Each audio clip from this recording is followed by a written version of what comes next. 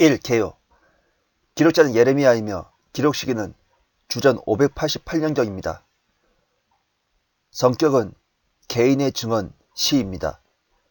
수신자는 멸망한 예루살렘의 거주민들입니다. 이 책의 히브리어 이름은 1, 2, 4장의 첫 단어인 에카로서 이것은 아 슬프도다를 뜻합니다. 라멘테이션스는 애가를 가리킨 헬라 책명 트레노이, 즉 애가들에서 유래되었습니다. 우리말 이름은 기록자 예레미야를 살려서 보통 예레미야 애가라 합니다. 주제는 이스라엘 백성에 대한 하나님의 사랑과 슬픔입니다. 목적은 하나님의 징계 속에서 우리가 그분과 교제를 갖는 방법을 가르쳐 주는 것입니다. 핵심장은 8장이며 예레미야가 이스라엘의 고통을 함께 나눕니다. 핵심절은 어찌하여 백성으로 가득 찼던 성읍이 따로 앉아 있으며 어찌하여 그녀가 과부처럼 되었는가.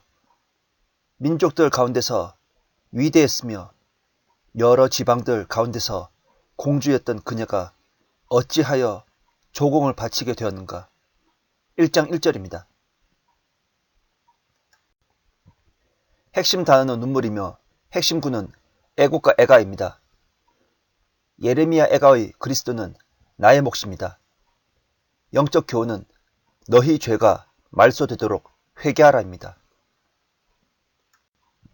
2. 내용. 저자는 분명히 예레미야입니다. 이 책 자체의 내적 증거가 예레미야의 저자임을 인정하는 전통을 확인합니다. 애가의 저자는 시인일 뿐만 아니라 선지자로서 예루살렘 멸망을 목격한 증인이 됩니다. 애가에 실린 장면들은 목격자가 묘사한 것이 분명합니다.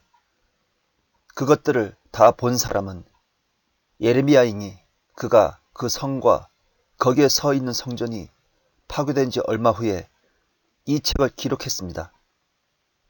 더욱이 애가와 예레미야서를 비교하면 유사점들이 많이 드러납니다. 두 책에 다 같은 정서적 표현이 나타나 있으니 곧 같은 원인으로 전 민족이 환난을 당했다고 하고 또 언어와 표현 방식에 같은 점이 많습니다.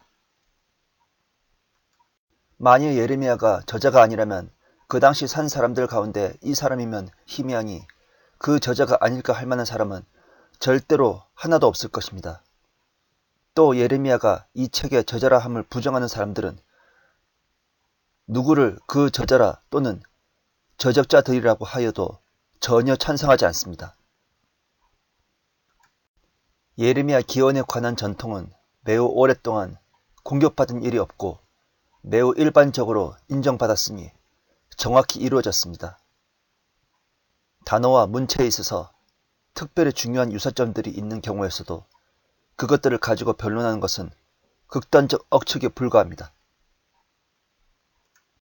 히브리어 성경에서는 하교그라피아 혹은 케토빔으로 분류되어 있습니다. 애가서에는 시적 사상들이 포함되어 있는데 그중 어떤 것도 다른 종교의 소위 경전들에는 나타난 적이 없습니다. 이 책은 5편의 애가로 구성되었고 각 장마다 한 편의 애가로 정리되었습니다.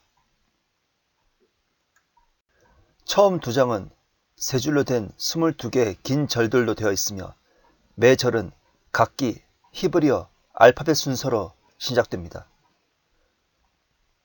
셋째 장은 66절의 긴 애가입니다. 히브리어 알파벳 22자를 3번 더한 수입니다. 처음 3줄은 알렙, 히브리어 알파벳 첫 자이며 다음 3줄은 베스, 히브리어 알파벳 둘째 글자로 이렇게 해서 나머지 22자로 그렇게 이어집니다. 넷째 장은 2줄로 된 22개의 긴 절들로 이루어지며 5번째 장은 22절의 기도로 끝맺습니다. 성령에 의하여 예레미야의 가슴 속에 하나의 고통으로 새겨져 있던 하나님의 징계, 그 징계로 다스리고 계신 바로 그 백성을 향하신 하나님의 사랑과 아픔을 드러내고 있다는 점에서 이 책은 감동적인 의미를 지닙니다. 이 책은 일관되게 죄 때문에 그 도성과 국가가 파멸함으로 민족에게 슬픔과 고통이 닥쳐왔습니다.